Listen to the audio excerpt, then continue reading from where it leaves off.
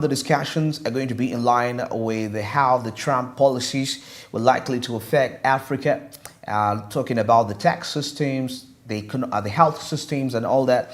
But of course, before we get in there, we still have developing stories coming in from the Uganda aviation industry, as it's actually been all over.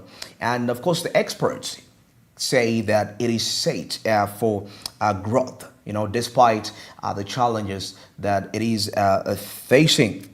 Well, according to the report here, the aviation industry stands at a crucial juncture and facing a confluence of opportunities and challenges. Recently, the aviation experts have called for swift action. That is when it comes to the fast tracking the proposed national aviation policy and strategy to help the country meet its ambitions of being a leading hub in East Africa. But how can Uganda leverage on its potential in the aviation sector? Of course, we already saw this in our business insight regarding the new developments, how the statistics were like, the passenger travels. But now let's take a look at the industry as the sector is really poised for transformation. Now, at the heart of Uganda's aviation industry lies Entebbe International Airport, the gateway to the country and a crucial cog in the regional transportation wheel. Now, over the past year, significant strides have been made, including improvements in infrastructure and an upgrade of the airport to international standards.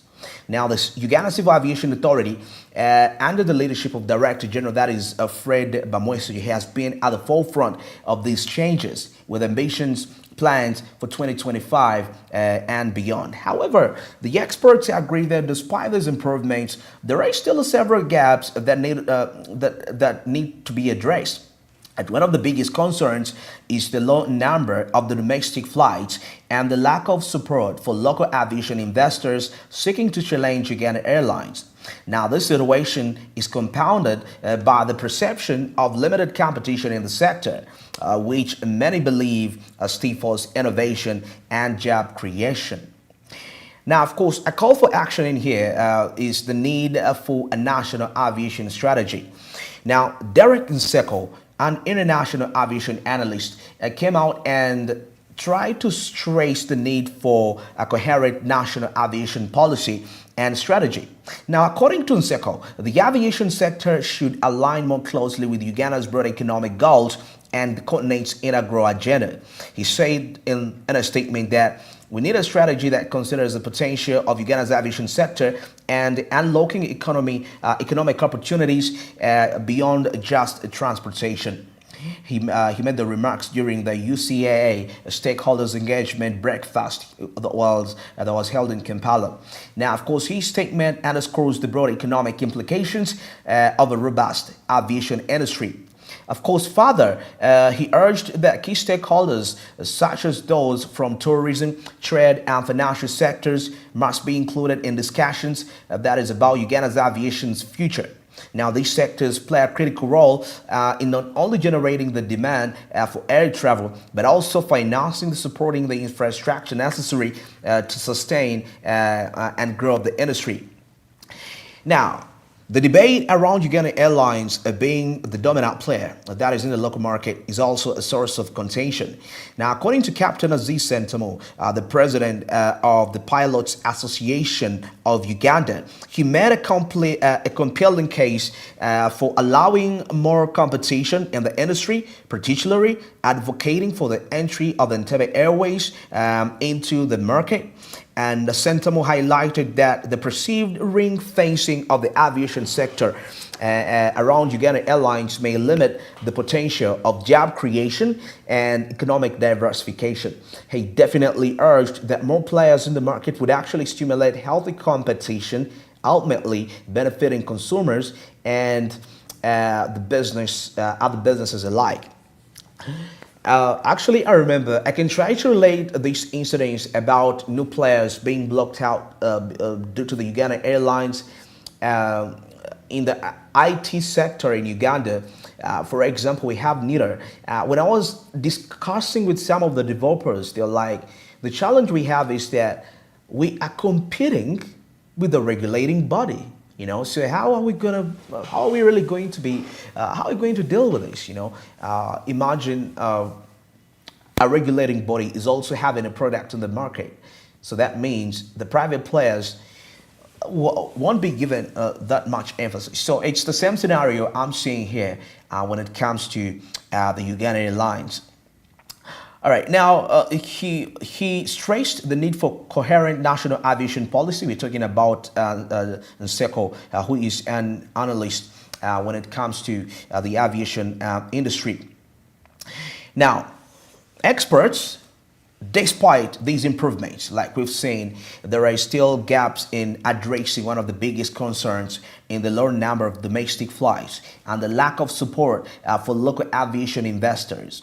Now, like we said, Derek Nseko, an international analyst, stressed the need for having a transparent national aviation policy and saying that we need to have we need a strategy that considers the potential of Uganda's aviation sector in unlocking economic opportunities just beyond just beyond Uganda.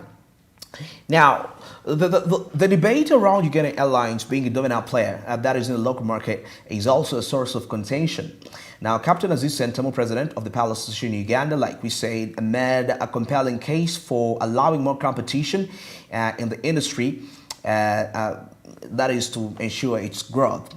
Now, by citing examples from other African countries, Sentamu emphasized that a competitive environment tends to lower costs and improve service quality.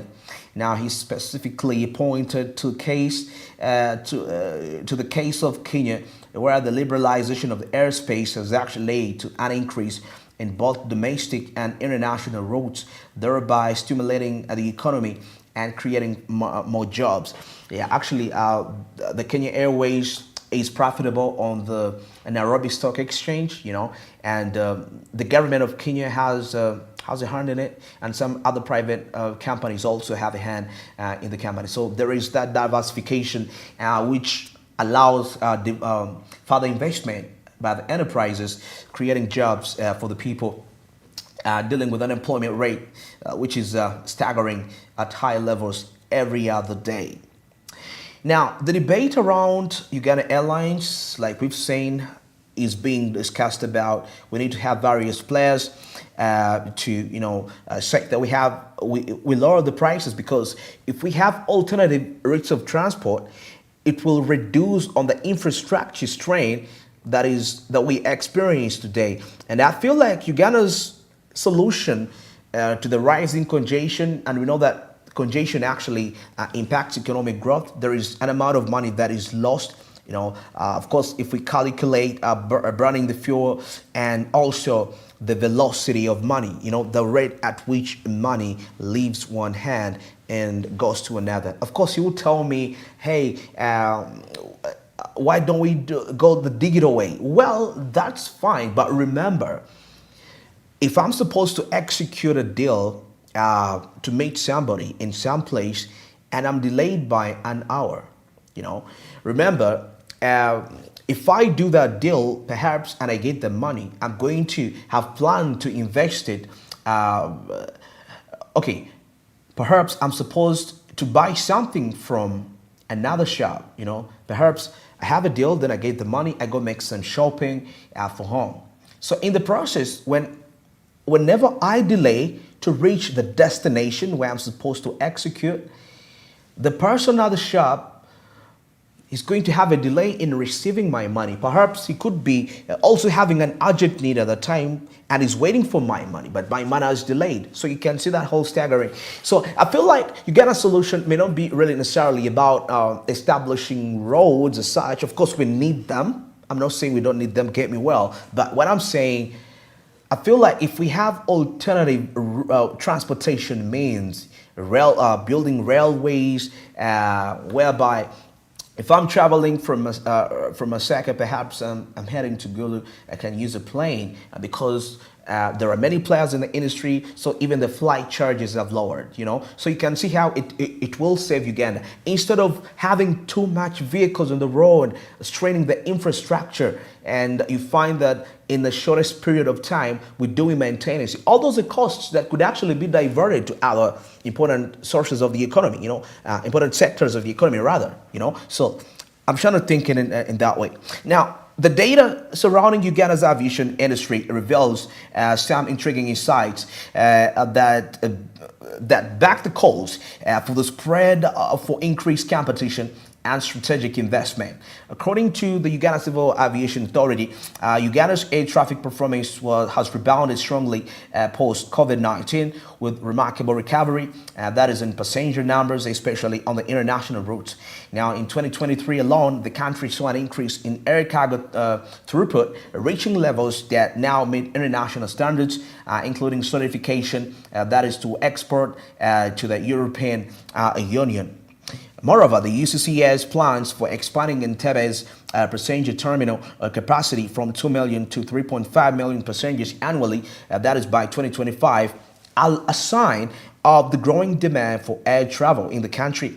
Now, the new passenger terminal building will be 20,000 square kilometers and is said to include 3 new aero bridges, which will further enhance the airport's ability to handle high traffic volumes.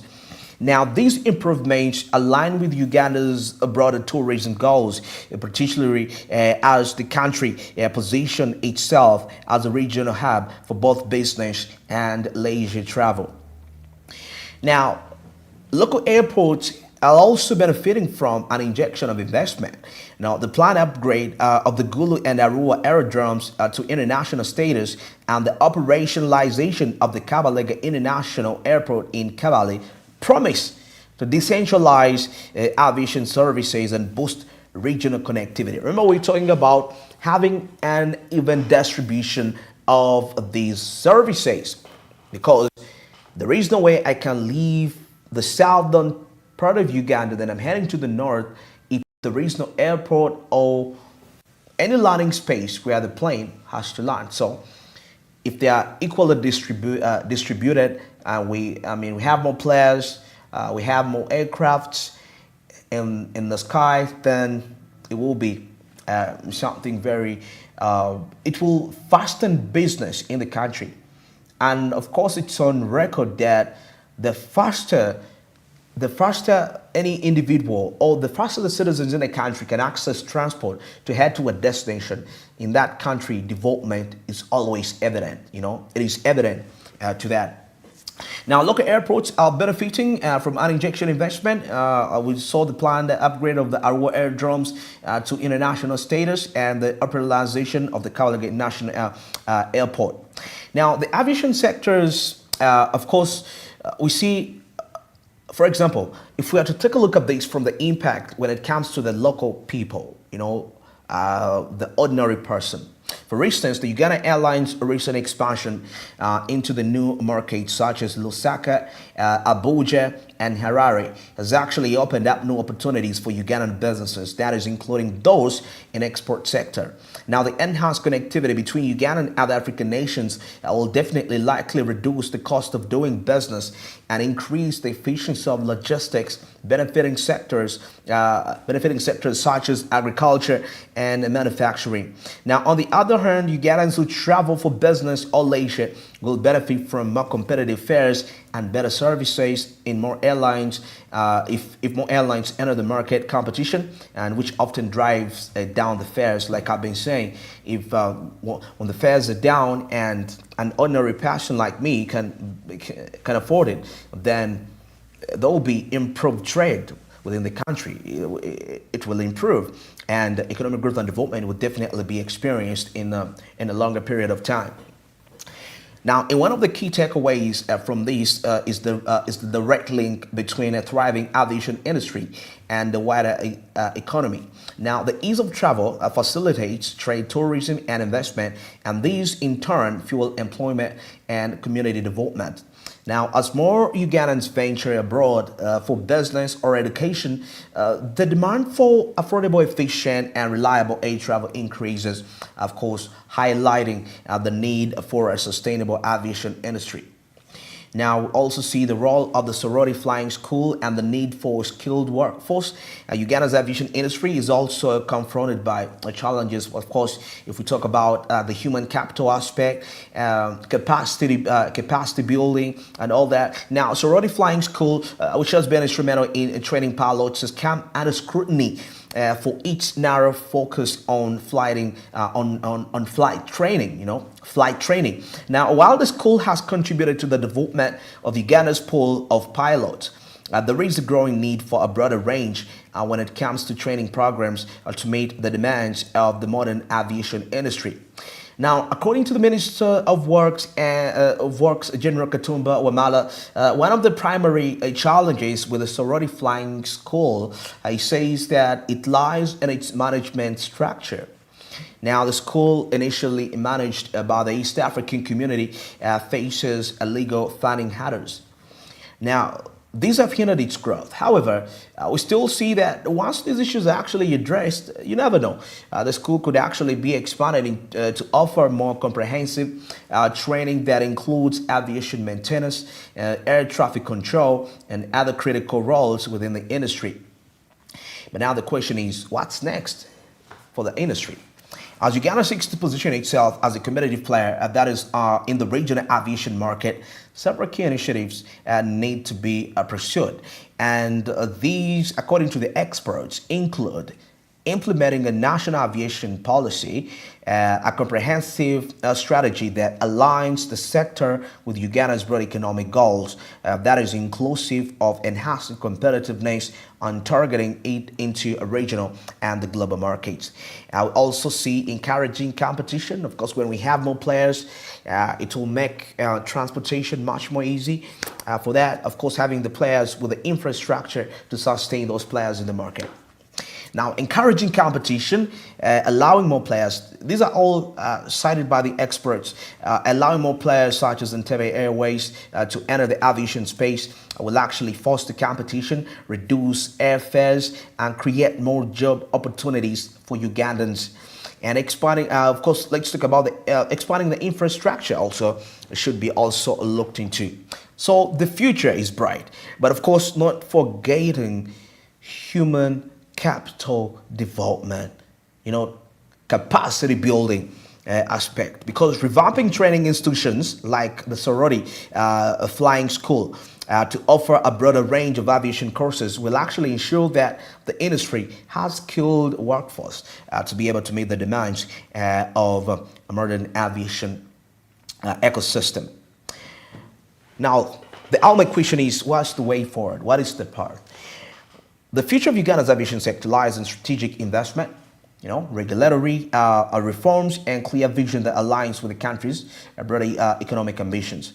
Well, there are challenges, that is including the lack of competition and the need for more skilled workforce. The opportunities are quite so available. They're large, they're immersed, but that is if the government is to implement the right reforms, allocate funds to the right, individuals that need it, to the right sectors within that sector, the branches of the aviation industry. The money needs to really reach the intended beneficiaries so as to execute Uganda's economic development plan. Now, for Uganda to truly become a regional aviation hub, its people must recognize the interconnectedness between the aviation sector and the broader national development goals. Of course, whether it's creating new jobs, stimulating tourism, or enhancing trade, of course, the aviation industry can be a catalyst for a more prosperous Uganda. Like I said, well developed, having the infrastructure, having more players, the transport, the flight charges will drop, and business will run so smooth, and it will reduce on straining of the infrastructure, whereby we have to get back to the maintenance costs, of which the maintenance at times is not perfect, it's not consistent. So You keep on maintaining all the time, and that's why for every dollar invested in infrastructure, it yields cents in Uganda. But that shouldn't be the case. Think about that. Well, exactly 22 minutes past now. Let's go for the break. We shall be returning to wind this up, and we shall be taking a look at Trump's executive orders on Africa's tax and health systems. Stick around.